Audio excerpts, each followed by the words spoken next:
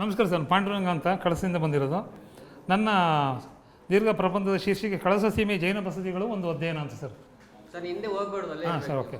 ಕಳಸ ಸೀಮೆಯ ಜೈನ ಬಸದಿಗಳು ಹೀಗಿದೆ, ಇಲ್ಲಿ ಬರಲ್ಲ. ಕಳಸ ಸೀಮೆ ಜೈನ ಬಸದಿಗಳು ಒಂದು ಅಧ್ಯಯನ ಅಂತ ನನ್ನ ಪ್ರಬಂಧದ ಶೀರ್ಷಿಕೆ ಇದೆ ಸರ್. ಕಳಸ ಬಹುದು ಅದು ಐತಿಹಾಸಿಕವಾಗಿಯೂ ಸಾಕಷ್ಟು ಹೆಸರಾಗಿರುವಂಥದ್ದು, ಮತ್ತು ಪೌರಾಣಿಕವಾಗಿ ಕಳಸ ಅನ್ನೋ ಹೆಸರು ಅಗಸ್ತ್ಯರಿಂದ ಬಂದಿದ್ದಂತ ಸರ್. ಅಗಸ್ತ್ಯ ಕುಂಭ ಸಂಭವನ ಆಗಿದ್ದರಿಂದ, ಆ ಕುಂಭದಲ್ಲಿ ಹುಟ್ಟಿದ್ರಿಂದ ಅಗಸ್ತ್ಯರು ಕಾಶಿಯಿಂದ ಅವರು ಕಳಸಕ್ಕೆ ಬರ್ತಾರೆ, ದಕ್ಷಿಣ ಕಾಶಿ ಕಳಸಕ್ಕೆ ಬರ್ತಾರೆ. ಹಾಗೆ ಅವರಿಂದಾಗಿ ಅವರಿಗೆ ಕುಂಭದ ಸಂಭವ ಆಗಿದ್ದರಿಂದ ಕಳಸಕ್ಕೆ ಕಲಶ ಅಂತ ಒಂದು ಹೆಸರು ಬರ್ತದೆ ಅಂತ ಸ್ಥಳನಾಮವನ್ನು ನಾವು ವಿಶ್ಲೇಷಣೆ ಮಾಡ್ಬೋದು ಸರ್. ಆಮೇಲೆ ಕಳಸಕ್ಕೆ ಪೂರ್ವ ಇತಿಹಾಸ ಪೂರ್ವದ ಉಲ್ಲೇಖಗಳು ನಮಗೆ ಸಾಕಷ್ಟಿದೆ. ಹೆಚ್ಚು ಕಡಿಮೆ 10,000 ವರ್ಷಗಳ ಹಿಂದಿನ ಹಳೆ ಶಿಲಾಯುಗದ ಮಾನವರ ಶಿಲಾ ಉಪಕರಣಗಳು ನಮಗೆ ಸಿಕ್ಕಿದೆ. ಸಾಕಷ್ಟು ಸಮೃದ್ಧವಾದ ಪ್ರಾಗಿತಿಹಾಸದ ಉಪಕರಣಗಳು ನಮಗೆ ಸಿಕ್ಕಿದೆ ಸರ್ ಅಲ್ಲಿ. ಆಮೇಲೆ ಜೊತೆಗೆ ನಾನು ಕೂಡ ಅಲ್ಲಿ ಸಾಕಷ್ಟು ಗುರುಶಿಲಾಯುಗದ ಸ್ಮಾರಕಗಳು, ನಿಲ್ಲಿಸಿಗಲುಗಳನ್ನು ಮತ್ತು ಕಲ್ಲುಗಳನ್ನು ನನ್ನ ಸಂಶೋಧನೆ ನಾನು ಕಂಡುಹಿಡ್ಕೊಂಡಿದ್ದೀನಿ. ಹಾಗೆ ಸಮೃದ್ಧವಾದ ಇತಿಹಾಸ, ಪೂರ್ವ ಇತಿಹಾಸದ ಜೊತೆಗೆ ಇತಿಹಾಸವೂ ಇದೆ.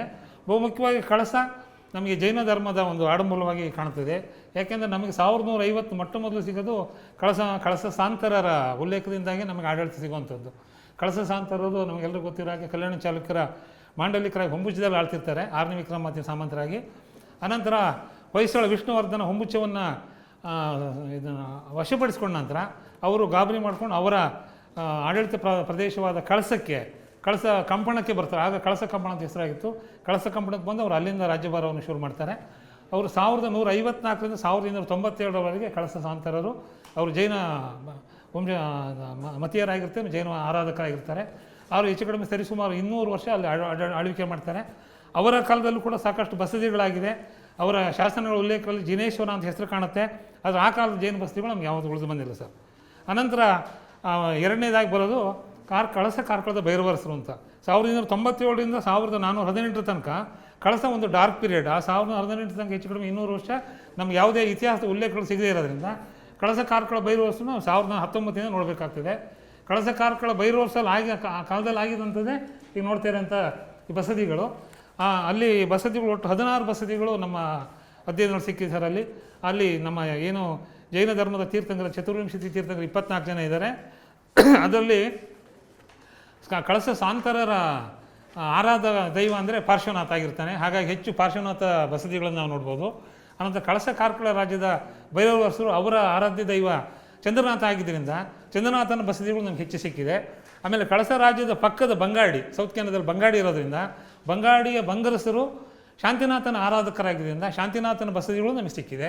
ಇದರ ಜೊತೆಗೆ ಒಂದು ಚತುರ್ವಿಂಶತಿ ತೀರ್ಥಂಕರ ಬಸದಿ ಮತ್ತು ಇನ್ನೊಂದು ಆದಿನಾಥ, ಏನು ಜೈನ ಧರ್ಮದ ಪ್ರಾಪರ್ 24 ತೀರ್ಥಂಕರ ಮೊಟ್ಟ ಮೊದಲನೆಯ ಆದಿನಾಥ ತೀರ್ಥಂಕರರ ಬಸದಿ ಒಂದು ಸಿಕ್ಕಿದೆ. ಒಟ್ಟು 16 ಬಸದಿಗಳು ಸಿಕ್ಕಿದೆ ಸರ್. ನೆಕ್ಸ್ಟ್ ಮುಂದೋಗಿ.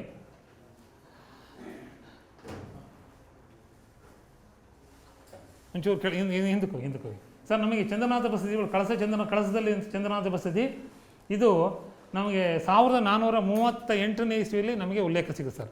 ಅಂದರೆ ಇಮ್ಮಡಿ ಪ್ರೌಢದೇವರಾಯನ ಕಾಲದಲ್ಲಿ ಕಳಸ ಕಾರ್ಕಳ ರಾಜ್ಯದ ವೀರಪಾಂಡ್ಯ ದೇವರಸನ ಕಾಲದಲ್ಲಿ ಈ ಬಸದಿಯನ್ನು ಕಟ್ಟಿದ್ದಕ್ಕಂಥ ಸರ್. ಒಂಚೂರು ಮುಂದೋಗ್ಬಿಟ್ಟಿವೆ. ನೆಕ್ಸ್ಟ್ ಇಲ್ಲ, ಅದು ನಮ್ಗೆ ಬರಲ್ಲ. ಚೂರು ಮುಂದೋಗಿ.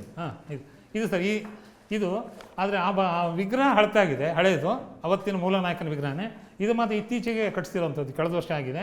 ಆ ಮೂಲನಾಯಕ ವಿಗ್ರಹ ಸಹ 1438ರಲ್ಲಿ ಇಮ್ಮಡಿ ದೇವರಾಯನ ಮಹಾಮಂಡಲೇಶ್ವರನಾಗಿದ್ದ ಕಳಸ ಕಾರ್ಕಳ ಭೈರವರಸರ ಇಮ್ಮಡಿ ಪಾಂಡ್ಯ ದೇವರಸ ಒಡೆಯ 1438ನೇ ಇಸ್ವಿ ಫೆಬ್ರವರಿ 25ರಿಂದ ಮಾರ್ಚ್ 25ರ ಪೀರಿಯಡಲ್ಲಿ ಆ ವಿಗ್ರಹನ ಪ್ರತಿಷ್ಠಾಪನೆ ಮಾಡ್ತಾನೆ. ಲಲಿತಕೀರ್ತ ಮಹಾಮುನಿಗಳು, ಪನಸೋಗಿಯ ಲಲಿತಕೀರ್ತ ಮಹಾಮುನಿಗಳ ಶಿಷ್ಯರಾದ ದೇವೇಂದ್ರ ಕೀರ್ತಿ ಭಟ್ಟಾರಕರು ಅಂತ ಕಳಸ ವೀರಪಾಂಡ್ಯ ದೇವರಸನ ರಾಜಗುರುಗಳಾಗಿರ್ತಾರೆ. ಅವರ ಮುಖಂಡತ್ವದಲ್ಲಿ ಆ ವಿಗ್ರಹನ ಸ್ಥಾಪನೆ ಮಾಡಿಸಿರ್ತಾರೆ ಸರ್.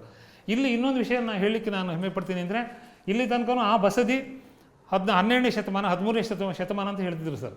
ಆದರೆ ನಾನು ನನ್ನ ಸಂಶೋಧನೆಯಲ್ಲಿ ಈ ವಿಗ್ರಹದ ಹಿಂಭಾಗದಲ್ಲಿ 5-6 ಸಾಲು ಶಾಸನ ಇದೆ. ಅಲ್ಲಿ ಗೂಢಲಿಪಿಯಲ್ಲಿ ಬರೆದಿದ್ದಂಥ ಶಾಸನನ ನಾನು ಅದನ್ನು ಡಿಕೋಡ್ ಮಾಡಿದಾಗ 1438ನೇ ಇಸ್ವಿ ಫೆಬ್ರವರಿ 25ರಿಂದ ಮಾರ್ಚ್ 25 ಒಳಗಡೆ ಪ್ರತಿಷ್ಠಾಪನೆ ಮಾಡಿದಂತ ಗೊತ್ತಾಯಿತು. ಇದೊಂದು ನನ್ನ ಒಂದು ಹೆಮ್ಮೆ ಅಂತ ನಾನು ಹೇಳ್ಕೊಡ್ತೀನಿ ಸರ್. ಯಾಕಂದರೆ ಕಳಸಕ್ಕೆ ಆ ಬಸ್ದಿಗೆ ಡೇಟನ್ನು ಕೊಟ್ಟಿದ್ದು ಒಂದು ಹೆಮ್ಮೆ ಇದೆ. ಇಲ್ಲಿ ಒಂಚೂರು ಮುಂದಕ್ಕೆ ಹೋಗಿ, ನೆಕ್ಸ್ಟ್ ಹೋಗಿ. ಈ ಬಸ್ದಿಲ್ಲಿ ಸರ್ ಇದೊಂದು ತೀರ್ಥಂಕರ ವಿಗ್ರಹ. ಇದು ಭಾಳ ಅಮೂಲ್ಯವಾದ ವಿಗ್ರಹ, ಪಚ್ಚೆ ತೀರ್ಥಂಕರ ವಿಗ್ರಹ ಅಂತ ಸರ್ ಇದು. ಅದು ಚಂದ್ರನಾಥನ ವಿಗ್ರಹ.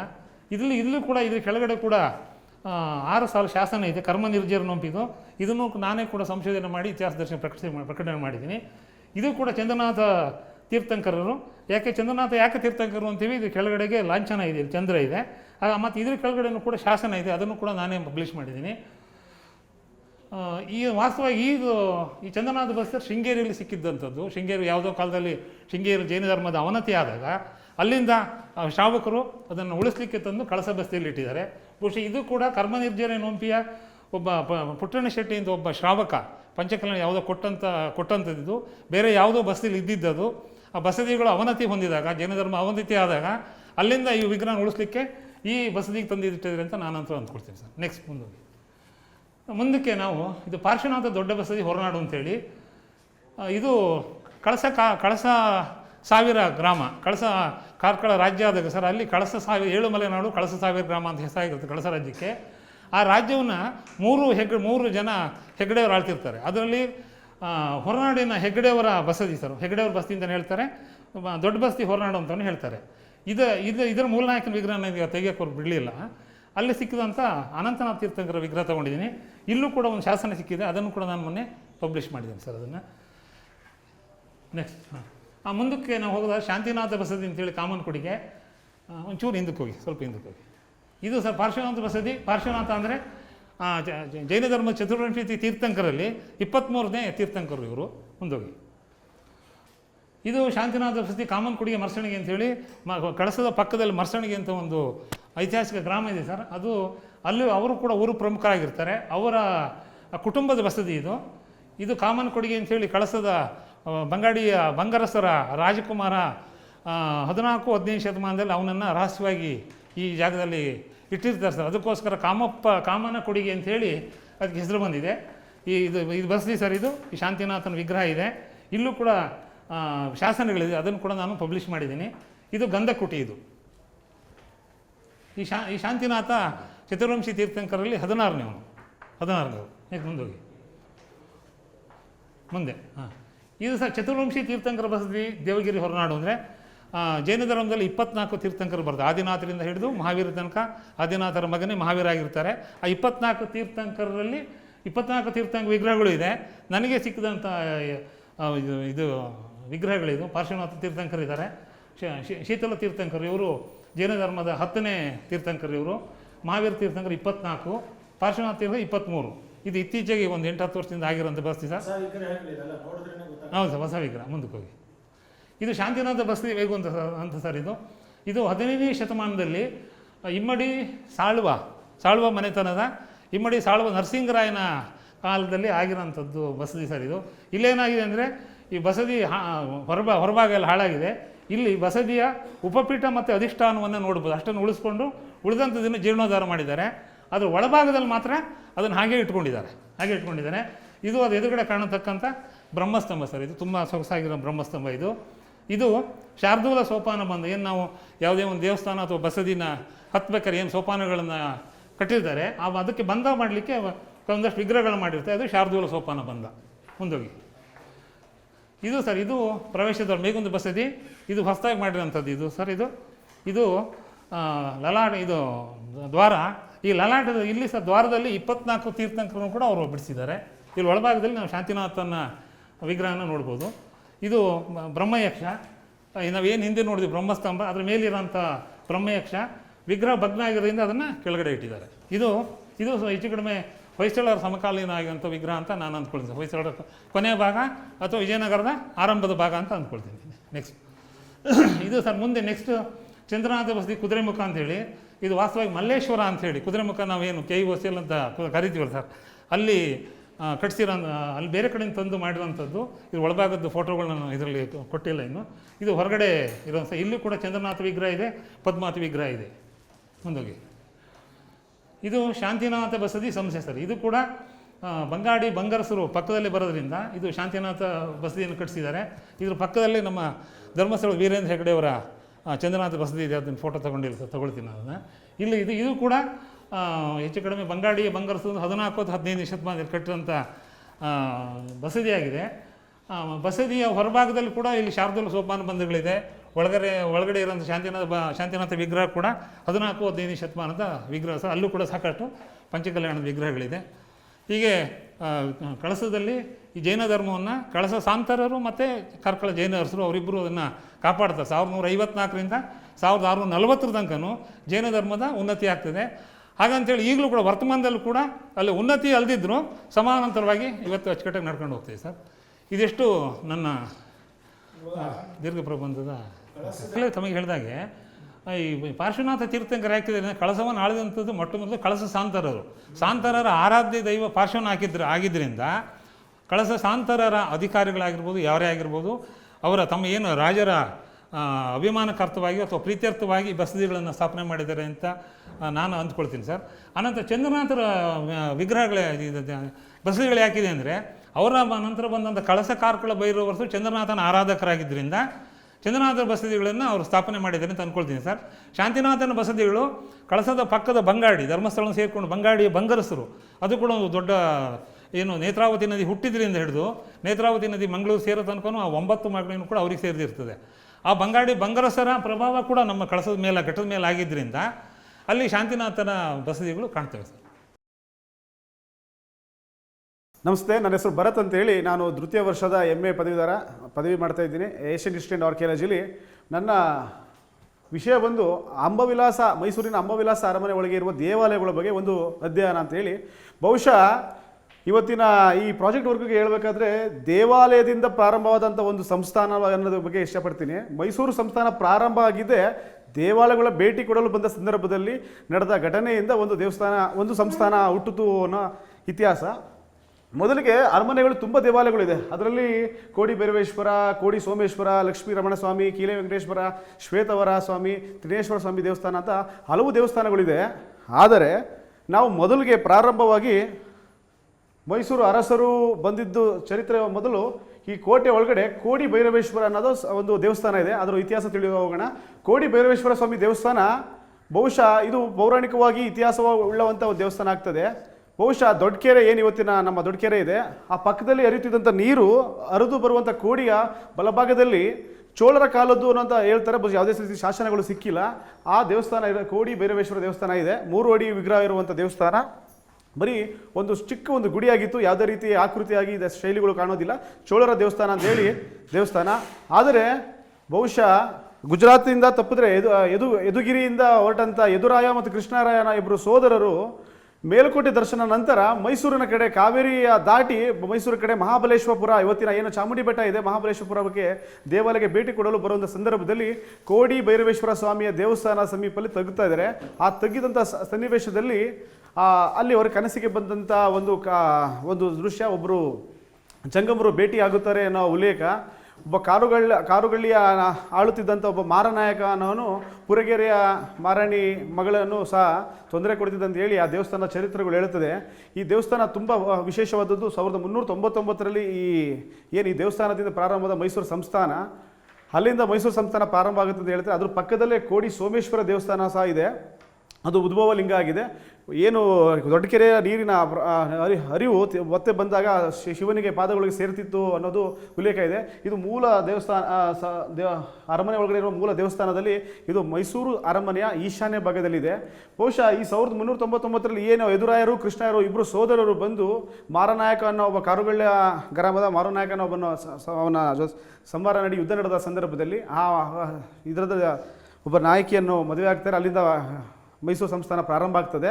ಅದಾದ ನಂತರ ಇಲ್ಲಿ ಬಹುಶಃ ಮೈಸೂರಿನ 3 ಇತಿಹಾಸಗಳು ತಗೊಂಡಾಗ ಮೈಸೂರು 399ರಿಂದ 1690 ತನಕ ಮೈಸೂರು ರಾಜಧಾನಿ ಶ್ರೀರಂಗಪಟ್ಟಣಕ್ಕೆ ಶಿಫ್ಟ್ ಆಯಿತು. ಶ್ರೀರಂಗಪಟ್ಟಣದಿಂದ 1799 ಟಿಪ್ಪು ಸುಲ್ತಾನ್ ಮರಣ ನಂತರ ಮತ್ತೆ ಶ್ರೀರಂಗಪಟ್ಟಣದಿಂದ ಮೈಸೂರು ಸಂಸ್ಥಾನಕ್ಕೆ ಏನು ಬರ್ತದೆ, ಆ 2-3 ಕಾಲ ಘಟಿಕೆಗಳಲ್ಲಿ ಟಿಪ್ಪು ಸುಲ್ತಾನ್ ಅವರು ಕೆಲವು ಶಾಸನಗಳನ್ನು ದೇವಸ್ಥಾನಗಳನ್ನು ನಾಶ ಮಾಡಿದರು ಎಂದು ಕೆಲವು ಉಲ್ಲೇಖಗಳಿದೆ. ಆದರೆ ಬಹುಶಃ ಯಾವುದಕ್ಕೆ ಪುರಾವೆಗಳು ಹೇಳ್ತದೆ ನಾಶ ಮಾಡಿದ್ದಾರೆ ಅಂತ. ಅದಾದ ನಂತರ ನಮಗೆ ಲಕ್ಷ್ಮೀ ರಮಣಸ್ವಾಮಿ ದೇವಸ್ಥಾನ 1499ರಲ್ಲಿ ಈ ದೇವಸ್ಥಾನದ ಉಲ್ಲೇಖಗಳಾಗ್ತದೆ.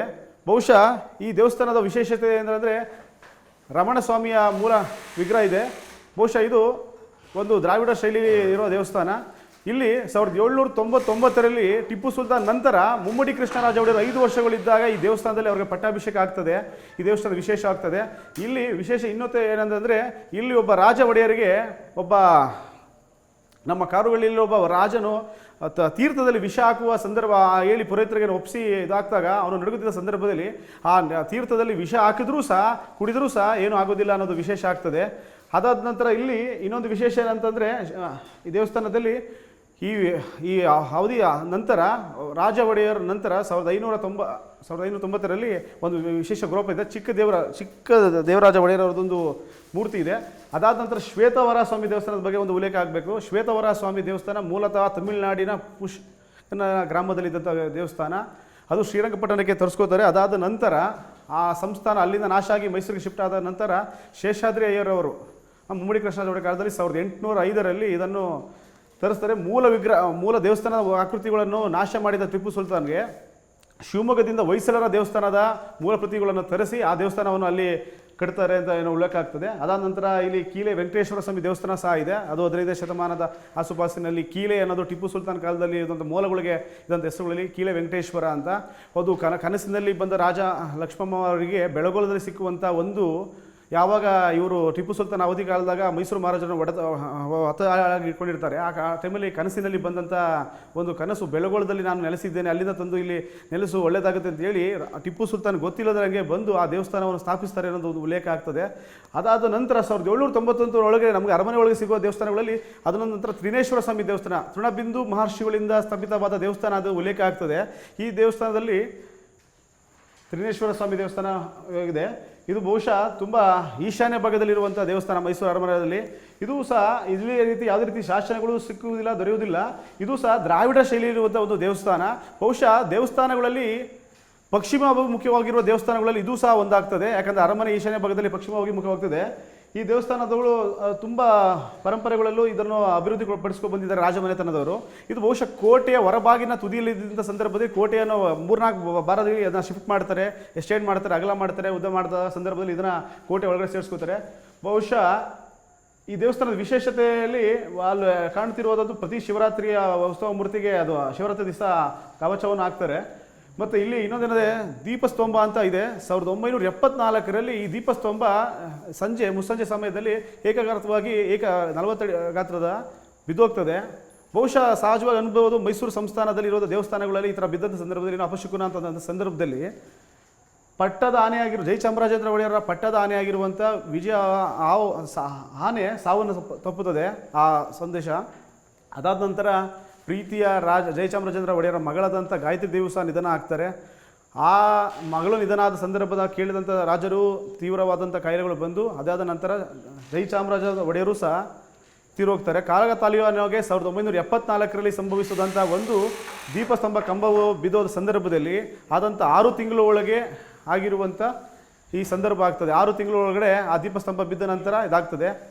1805ರಲ್ಲಿ ಏನು ಬಹುಶಃ ಶ್ವೇತವರ ಸ್ವಾಮಿ ದೇವಸ್ಥಾನ ವಿಶೇಷವಾಗಿ ಹೊಯ್ಸಳರಿದೆ. ಶ್ವೇತವರ ಅನ್ನೋದು ವಿಶೇಷವಾಗಿ ಭಾರತದಲ್ಲಿ ಶ್ವೇತವರ ಅನ್ನೋದು ವಿಶೇಷವಾದ ದೇವಸ್ಥಾನ ಆಗ್ತದೆ. 1825ರಲ್ಲಿ ಪ್ರಸನ್ನ ಕೃಷ್ಣಸ್ವಾಮಿ ದೇವಸ್ಥಾನ ಅನ್ನೋ ಸ್ಥಾಪನೆ ಮಾಡ್ತಾರೆ. ಮುಮ್ಮಡಿ ಕೃಷ್ಣರಾಜ ಒಡೆಯವರು ಅರಮನೆಯ ಒಳಭಾಗದಲ್ಲೇ ಅದನ್ನು ಸ್ಥಾಪಿಸ್ತಾರೆ. ಅವರು ಕೃಷ್ಣನ ಪ್ರಿಯರಾಗಿರ್ತಾರೆ. ಈ ಮೈಸೂರು ಬೆಂಗಳೂರು ಹೈವೇಲಿರುವಂಥ ಅಪ್ರೇಮ್ಯ ಸ್ವಾಮಿ, ದೊಡ್ಡಮಳ್ಳೂರು ಗ್ರಾಮದಲ್ಲಿರುವಂಥ ಅಪ್ರೇಮ್ಯ ಸ್ವಾಮಿಯ ದೇವಾಲಯದಲ್ಲಿರುವಂಥ ಅಂಬೆಗಾಲು ಕೃಷ್ಣನನ್ನು ತಂದು ಇಲ್ಲಿ ನೆಲೆಸುತ್ತಾರೆ. ಅಂಬೆಗಾಲು ಕೃಷ್ಣ ಅಪ್ರೇಮ್ಯ ಸ್ವಾಮಿ ದೇವಸ್ಥಾನದಲ್ಲಿದ್ದು ಬಹುಶಃ ಅದು ಮೂಲ ಸ್ಥಾನದಲ್ಲಿ ಇರಬೇಕು ಅಂತ ಕನಸಲ್ಲಿ ಕಂಡು ಮತ್ತೆ ಆ ದೇವಸ್ಥಾನದಲ್ಲಿರುವ ಮೂಲ ವಿಗ್ರಹವನ್ನು ಮತ್ತೆ ಅಪ್ರೇಮ್ಯ ಸ್ವಾಮಿ ದೊಡ್ಡಮಳ್ಳೂರಿಗೆ ಶಿಫ್ಟ್ ಮಾಡ್ತಾರೆ. ಅದಾದ ನಂತರ ಬಾಲಕೃಷ್ಣವನ್ನು ನಾವು ಗಮನಿಸ್ಬೋದು. ಇಲ್ಲಿ ಗಾಯತ್ರಿ ದೇವಿ ದೇವಸ್ಥಾನ, ಭುವನೇಶ್ವರಿ ದೇವಸ್ಥಾನ ಇವೆರಡು ಸಹ ಅರಮನೆ ಒಳಗಡೆ ಇರೋ ದೇವಸ್ಥಾನಗಳು. 1952ರಿಂದ 54ರೊಳಗೆ ಸಾಕ್ತದೆ. ಬಹುಶಃ ಜಯಚಾಮರಾಜೇಂದ್ರ ಒಡೆಯವರು ಕಟ್ಟಿದಂಥ 2 ಸುಂದರವಾದ ದೇವಸ್ಥಾನಗಳು. ಪ್ರತಿಯೊಂದು ದೇವಸ್ಥಾನಗಳಲ್ಲೂ 3 ವಿಭಾಗವಾಗಿ ಮಾಡಲಾಗಿದೆ. ಒಂದು ಗಾಯತ್ರಿ, ಸಾವಿತ್ರಿ, ಸರಸ್ವತಿ ಅಂತ 3 ವಿಗ್ರಹಗಳಿದೆ. ಬಹುಶಃ ಒಳಗಡೆ ಪರ್ಮಿಷನ್ ಇರಲ್ಲ ಫೋಟೋ ತೆಗೆಯೋದಕ್ಕೆ. ಮತ್ತು ಭುವನೇಶ್ವರಿ ಸ್ವಾಮಿ ದೇವಸ್ಥಾನದಲ್ಲೂ ಭುವನೇಶ್ವರಿ ಅಮ್ಮನವರು ಮತ್ತು ಕನಿಕಾ ಪರಮೇಶ್ವರಿ ದೇವರುಗಳು 3 ದೇವರುಗಳು ಇದೆ. ಅದಾದ ನಂತರ ಈ ಅರಮನೆಯ ಬಾಗಿಲದಲ್ಲಿ ಉತ್ತರ ಬಾಗಿಲಲ್ಲಿ ಏನಿದೆ ಅಲ್ಲಿ ಕೋಟೆ ಆಂಜನೇಯ ಸ್ವಾಮಿ ದೇವಸ್ಥಾನ ಅನ್ನೋದು ಒಂದಿದೆ. ಬಹುಶಃ ಇದು ಇದೂ ಸಹ ವಿಗ್ರಹ ಬಹುಶಃ ಬೆಳಗೊಳದಲ್ಲಿ ಸಿಕ್ಕಂಥ ವಿಗ್ರಹ ಆಗ್ತದೆ. ಮೂಲ ಮೈಸೂರಿನ ಕೋಟೆ ಆಂಜನೇಯ ಎಲ್ಲಿದೆ ಅಂದರೆ ಇವತ್ತಿನ ವೀರನಗೇರಿ ಏನು ಗ್ರಾಮ ಇದೆ ಆ ಗ್ರಾಮದಲ್ಲಿ ಮೂಲ ದಕ್ಷಿಣಾಭಿಮುಖವಾಗಿ ಇರುವಂಥ ಒಂದು ಆಂಜನೇಯ ದೇವಸ್ಥಾನ ಇದೆ. ಇವತ್ತಿಗೂ ಸಹ ಅದು ಅಲ್ಲೇ ಇದೆ. ಬಹುಶಃ ಮಹಾರಾಜರು ಯಾವುದೋ ಯುದ್ಧ ಸಮಯಕ್ಕೆ ಹೋಗ್ಬೇಕಾದ್ರೆ ಅಲ್ಲಿಂದ ಅವರ ಪ್ರಯಾಣ ಶುರು ಆಗ್ತಿತ್ತು, ತುಂಬ ದೂರ ಆಗ್ತಿತ್ತು ಏರಿಯಾ ಸಿಟಿ ಬೆಳೆದಂಗೆ ಅಂತ ಹೇಳಿ ಅರಮನೆಯ ಬಾಗಿಲಿನಲ್ಲಿ, ಕೋಟೆಯ ಬಾಗಿಲಿನಲ್ಲಿ ಆ ದೇವಸ್ಥಾನವನ್ನು ಕೋಟೆ ಆಂಜನೇಯನ ಮಾಡ್ತಾರೆ. ಅದಾದ ನಂತರ ಅಲಮೇನಮ್ಮನ ನಿವಾಸ ಅಂತೇಳಿ ಗಾಯತ್ರಿ ದೇವಿ ದೇವಸ್ಥಾನದ ಆಗ್ನೇಯ ದಿಕ್ಕಿನಲ್ಲಿ ಇದರಲ್ಲಿ ಇದೆ ಬಹುಶಃ ನಿವಾಸ. ಇಲ್ಲಿ ತಮ್ಮಡಿಗಳು ಅಂತ ಒಂದು ಜನಾಂಗ ವಾಸ ಮಾಡ್ತಾರೆ. ಪ್ರತಿ ನವರಾತ್ರಿಯ ಸಂದರ್ಭಗಳಲ್ಲಿ ಇದಕ್ಕೆ ವಿಶೇಷ ಪಾಡ್ಯ ದಿನ ವಿಶೇಷವಾದ ಪೂಜೆಗಳು ಇಡ್ತಾರೆ. ಬಹುಶಃ ಅಲ್ಲಿ ಆ ದೇವರ ಮೂರ್ತಿ ಆಗಲಿ ಒಳಗಡೆ ಆಗಲಿ ಯಾರಿಗೂ ಪ್ರವೇಶವಿರುವುದಿಲ್ಲ. ಅದು ಖಾಸಗಿ ಮೈಸೂರು ರಾಜರ ಸಂಸ್ಥಾನದವರಿಗೆ ಮಾತ್ರ ಪ್ರವೇಶವಿರುತ್ತದೆ. ಆಮೇಲೆ ಕೋಟೆ ಬಿಸಿಲು ಮಾರಮ್ಮನ ದೇವಸ್ಥಾನ, ಈ ಕಡೆ ಕೋಟೆ ವಿನಾಯಕ ದೇವಸ್ಥಾನ. ಇದು ಎಪಿಯೋಗ್ರಫಿ ಅಲ್ಲಿ ಒಳಗಡೆ ಸಿಕ್ಕಿರೋ ಶಾಸನಗಳಲ್ಲಿ 1799 ಹಿಂದೆ ಇರುವಂಥ ಯಾವ ಶಾಸನಗಳು ಸಹ ಟಿಪ್ಪು ಸುಲ್ತಾನ್ ನಾಶ ಮಾಡಿದ ಅಂತ ಹೇಳಿ ಉಲ್ಲೇಖಿಸಲಾಗ್ತದೆ. ಆ ನಾಶನಗಳಿಲ್ಲ. ಎಪಿಯೋಗ್ರಫಿ ಆಫ್ ಕರ್ನಾಟಕದಲ್ಲಿ ನಾವು ಮೈಸೂರು ಬಗ್ಗೆ ತಗೊಂಡಾಗ ಅದರಲ್ಲಿ ಸಿಕ್ಕಿರುವಂಥ ಮಾಹಿತಿ ಕೆಲವುಗಳನ್ನು ಇಲ್ಲಿ ಹಾಕಲಾಗಿದೆ. ಇದು ವರಸ್ವಾಮಿ ದೇವಸ್ಥಾನದ ಹೊಯ್ಸಳರ ಕಾಲದ ದೇವಸ್ಥಾನ ಆಗಿರೋದ್ರಿಂದ ಅದು ಶಿವಮೊಗ್ಗದಿಂದ ಅದು ಶಿಫ್ಟ್ ಮಾಡ್ತಾರೆ. ಅದರದ್ದು ಆಕೃತಿಗಳು ಮತ್ತು ಒಳಗಡೆ ಪೇಂಟಿಂಗು ತುಂಬ ಇದಾಗಿದೆ. ಇದು 1824ರಲ್ಲಿ ಪ್ರಸನ್ನ ಕೃಷ್ಣಸ್ವಾಮಿ ದೇವಸ್ಥಾನದ ಸಿಕ್ಕಿರುವಂಥ ಶಾಸನ. ಮುಮ್ಮಡಿ ಕೃಷ್ಣರಾಜ ಒಡೆಯವರು ಕಟ್ಟಿದ ಶಾಸನ. ಅಲ್ಲಿ ಅವರು ಮತ್ತು ಅವರ ಪರಿವಾರದ ವಿಗ್ರಹಗಳು ಸಹ ಇದೆ. ಅದರ ಜೊತೆಗೆ ಶಾಸನವನ್ನು ಹಾಕಿದೆ. ಅಲ್ಲಿ ಅದರ ಜೊತೆಗೆ ಬಲಿಪೀಠದಲ್ಲಿ ತಾಮ್ರದ ಬಲಿಪೀಠದಲ್ಲೂ ಸಹ ಅಲ್ಲಿ ಶಾಸನಗಳನ್ನು ಬರೆದಿದ್ದಾರೆ. ಎಷ್ಟು ಕೆಲವು ಆ್ಯಕ್ಚುಲಿ ಅಲ್ಲಿ ರಂಗನಾಥ ಸ್ವಾಮಿ, ಚೆಲುವರಾಯನ ಸ್ವಾಮಿ ಮತ್ತು ಪಾಂಡುರಂಗ ಮತ್ತು ಸತ್ಯಭಾಮ ಹಲವು ದೇವಸ್ಥಾನಗಳು ಮಾಡಿದ್ದಾರೆ. ಇಷ್ಟು ಅರಮನೆ ಒಳಗೆ ಸಿಕ್ಕುವಂಥ ಮಾಹಿತಿಗಳಲ್ಲಿ ಬಹುಶಃ ಈ ಟಾಪಿಕ್ ಏನಕ್ಕೆ ತಗೊಂಡೆ ಅಂದರೆ ಮೈಸೂರಿನ ಸುತ್ತಮುತ್ತ ನಾವು ಮೈಸೂರಿನ ಮೂಲ ನಿವಾಸಿಗಳಾಗಿರೋದ್ರಿಂದ ತುಂಬ ಜನಕ್ಕೆ ಮೈಸೂರು ಎಷ್ಟು ಸುಂದರ ಅದರಿಂದ ಇರುವ ದೇವಸ್ಥಾನಗಳ ಒಂದು ಚರಿತ್ರೆ ತಿಳಿಯೋಕ್ಕೋಸ್ಕರ ಸಣ್ಣ ಅಧ್ಯಯನ ಮಾಡಿದ್ದೇವೆ.